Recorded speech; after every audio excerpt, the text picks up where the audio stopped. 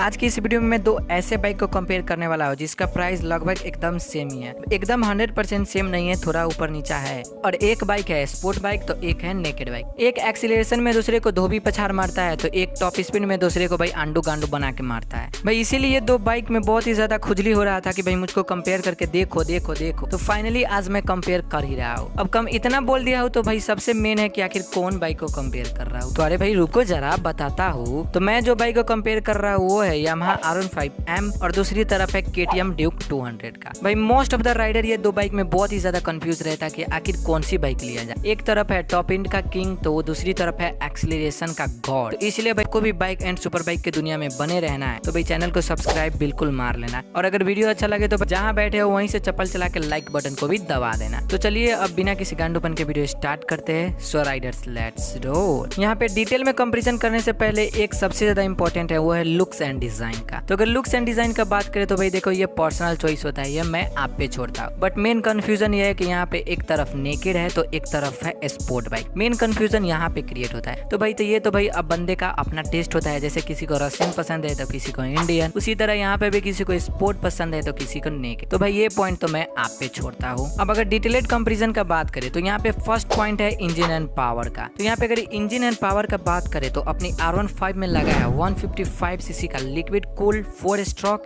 SOHC 4 valve FI engine जो produce करता है 18.4 PS पावर 10,000 RPM पे और 14.2 newton metre of torque 7500 RPM। वहीं पे अपनी ड्यूक का बात करें तो यहाँ पे आपको देखने को मिलता है 199.5 सीसी का liquid cooled DOHC 4 stroke FI engine जो प्रोड्यूस करता है 25 PS पावर 10,000 RPM पे और 19.2 newton metre of torque 8000 RPM। तो भाई यहाँ पे अगर इंजन एंड पावर का बात करें तो यहाँ पे कंपैरिजन करने का कोई सीन ही नहीं बनता है। क्लियर विनर है ड्यूक 200 क्योंकि यहाँ पे आपको बड़ा इंजन भी देखने को मिलता है, वहीं पे यहाँ पे आपको पावर एंड टॉर्क भी ज्यादा देखने को मिलता है। इसीलिए इस पॉइंट का क्लियर विनर ड्यूक 200 है। और कंपैरिजन का नेक्स्ट पॉइंट है फीचर्स। भाई यहाँ पे सीन थोड़ा चेंज है। अगर फीचर्स का बात करें तो अपने ड्यूक में देखने को मिलता है फुल्ली LED सेटअप। जी हाँ, आगे से लेके पछुआरे तक, बाएं से लेके दाएं तक आपको फुल्ली LED सेटअप देखने को मिले। वहीं पे स्पीडोमीटर का बात करें तो यहाँ पे आपको डिजिटल स्पीडोमीटर देखने को मिलता है। बट यहाँ पे भाई इसका डिजिटल स्पीडोमीटर बहुत ही ज्यादा बोरिंग है, मेरे अनुसार तो बहुत ही ज्यादा बोरिंग है।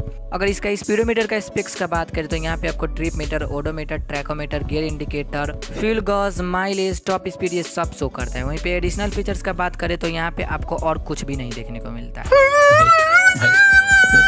वहीं पे अपनी R15M का फीचर्स का बात करें तो भाई यहाँ पे भी आपको फुल्ली LED सेटअप देखने को मिलता है, आगे से लेके पछुआरे तक और बाएं से लेके दाएं तक fully LED setup. But indicator यहाँ पे आपको हैलोजन में ही है। अब अगर स्पीडोमीटर का बात करें तो यहाँ पे आपको भाई TFT डिस्प्ले देखने को मिलता है। हाँ TFT जो R1 में देखने को मिलता है वो फाइनली अब हमारे R15M में है। अब अगर इसका डिस्प्ले का बात करें तो यहाँ पे आपको भाई trip meter, tachometer, odometer, fuel gauge, gear position indicator, Bluetooth connectivity ऐसे बहुत सारे फीचर्स देखने को मिलता है। भाई ये तो फीचर्स का समंदर है, इसीलिए उस समंदर में मैं डुबकी लगाना बिल्कुल नहीं चाहूंगा। अब अगर एडिशनल फीचर्स का बात करें तो यहाँ पे भाई आपको क्विक शिफ्टर और ट्रैक्शन कंट्रोल देखने को मिलता है। 150 सीसी का बाइक में quick shifter and traction control, भाई ये तो सच में यामाहा को मानना पड़ेगा। तो अब अगर फीचर्स का ओवरऑल बात करें तो यहाँ पे R15 ड्यूक 200 को पछाड़ के लेता है,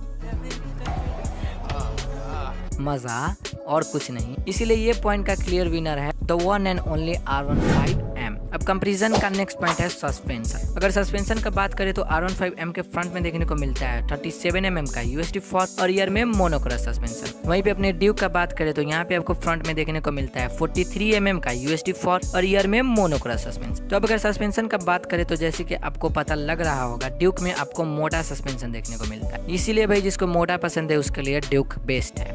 इसलिए ये पॉइंट का भी क्लियर विनर ड्यूक 200 ही है। अब कंपैरिजन का नेक्स्ट पॉइंट है ब्रेकिंग एंड टायर। तो ब्रेकिंग एंड टायर का बात करें तो यहाँ पे आपको R15M के फ्रंट में देखने को मिलता है 280 mm का डिस्क प्लेट और रियर में 220 mm का डिस्क प्लेट। वहीं पे टायर का बात करें तो फ्रंट में देखने को मिलता है 100/70 का 17 इंच का टायर और रियर में 140/70 का 17 इंच का टायर। अब अपने ड्यूक का बात करें तो यहाँ पे आपको फ्रंट में देखने को मिलता है 320 mm का डिस्क प्लेट और रियर में 230 mm का डिस्क प्लेट। वहीं पे टायर का बात करें तो यहाँ पे आपको फ्रंट में देखने को मिलता है 70 का 17 इंच का टायर और रियर में 150/60 का 17 इंच का टायर। तो यहाँ पे भी आपको पता लग ही रहा होगा कि ड्यूक का टायर भी मोटा है और भाई डिस्प्ले भी बड़ा है। तो ऑलरेडी बता चुका है, जिसको मोटा बड़ा पसंद है उसके लिए ड्यूक, और मोटा बड़ा नहीं भाई ये छोड़ो बात, यहाँ पे डेफिनेटली विनर है ड्यूक 1। अब कंपैरिजन का नेक्स्ट पॉइंट है फ्यूल कैपेसिटी एंड माइलेज, क्योंकि डे टू डे एक्टिविटी में बाइक को चलाने के लिए बहुत ही ज्यादा जरूरी होता है। तो यहाँ पे फ्यूल कैपेसिटी एंड माइलेज का बात करें तो R15M में आपको देखने को मिलता है 11 लीटर का फ्यूल टैंक। वहीं पे माइलेज का बात करें तो यहाँ पे आपको 45 to 50 किलोमीटर का माइलेज देखने को मिलता है। अब ड्यूक का बात करें तो यहाँ पे भी आपको देखने को मिलता है 13 लीटर का फ्यूल टैंक। वहीं पे माइलेज का बात करें तो यहाँ पे आपको देखने को मिलता है 35 to 40 किलोमीटर का माइलेज। तो देख ही रहे होगे कि भाई इसका माइलेज कितना से ड्रॉप है। अगर डेफिनेटली बात किया जाए एक्चुअल माइलेज का तो इसका वो निकल के आता है 30 to 35, बट भाई इसका कंपनी क्लेम करता है 35 to 40 का। तो इसीलिए ये पॉइंट का तो भाई क्लियर विनर है R15M, क्योंकि भाई यहाँ पे तो माइलेज क्या ही फारू है, वाह वाह आनंद आ जाएगा।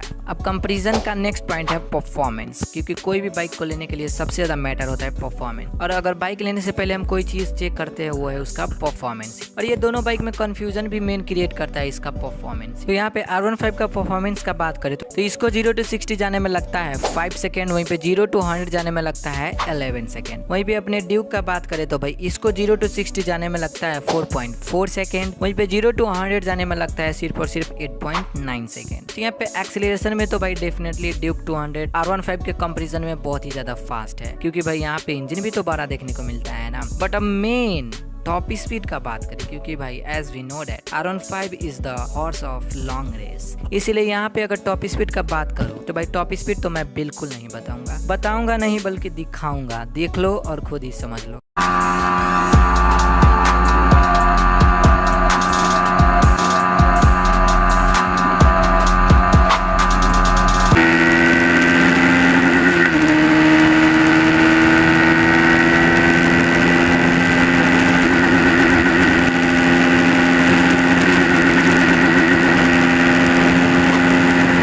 कंपैरिजन का लास्ट पॉइंट है प्राइस, क्योंकि कोई भी चीज को लेने के लिए सबसे ज्यादा मैटर करता है वो है प्राइस। अगर बाइक बजट में तो हम उसको ले सकते हैं, अगर बजट के बाहर तो भाई बाइक को सपने में चला सकते हैं। इसीलिए अब यहाँ पे अगर प्राइस का बात करें तो आपको R15M पड़ जाएगा 1,94,000 एक्स शोरूम के प्राइस पे। जी हाँ, R15 लेने के लिए आपको तीरना पड़ेगा 1,94,000 एक्स शोरूम पे। वहीं पे अपनी एक्सीलरेशन किंग का बात करें मतलब ड्यूक 200 का, तो इसको लेने के लिए आपको तीरना पड़ेगा 1,92,000 एक्स शोरूम। जी हाँ, ड्यूक लेने के लिए आपको 1,92,000 अपने तिजोरी में से ले आना पड़ेगा। तो यहाँ पे प्राइस का बात करें तो भाई देखो ड्यूक 200 R15M के कंपैरिजन में, तो यहाँ पे R15 लेने के लिए आपको ज्यादा पैसा तीरना पड़ेगा। तो यहाँ पे आपको फीचर्स भी ज्यादा देखने को मिलता है। तो अब अगर ओवरऑल बात करें कि किसको कौन सी बाइक लेना चाहिए, तो देखो अगर जिसको नेकेड बाइक पसंद है वो जाना ड्यूक के साथ, और जिसको स्पोर्ट बाइक तो वो तो भाई डेफिनेटली R15M के साथ जाएगा। बट मेन सीन ये नहीं है, यहाँ पे मेन सीन है परफॉर्मेंस का। तो देखो परफॉर्मेंस में सीन क्या है कि अगर आपको एक एक्सीलरेशन किंग चाहिए भाई, किसी को ओवरटेक करना है भाई, एकदम रोला जमाना है, क्योंकि सिटी में तो भाई आप टॉप स्पीड 150 टपाओगे नहीं, इसीलिए वहाँ पे एक्सीलरेशन जरूरी होता है। तो उस स्टेट में भाई आपको बिल्कुल आंख बंद करके ड्यूक 200 उठाना है। वहीं पे अगर आपको हाईवे पे जाना है, हाईवे राइड करते हो, तो भाई आप आंख बंद करके R15M उठाना है। बट एक चीज नोट कर लेना, क्योंकि R15M चलाने के लिए आपको भाई निहुर के चलाना पड़ेगा, क्योंकि इसका सिटिंग पोस्चर है ना बहुत ही बेकार है। तो अब भाई आप देख लेना कि आपको कौन सा बाइक लेना है और कौन लोग एक बार कमेंट करके भी बता देना, क्योंकि भाई हम लोग भी तो जाने भाई आपको निहुर के चलाना है कि बैठ के चलाना है। तो भाई यही हमारा प्यारा वीडियो में बस इतना ही, मिलते हैं नेक्स्ट वीडियो में, तब तक के लिए बाय बाय।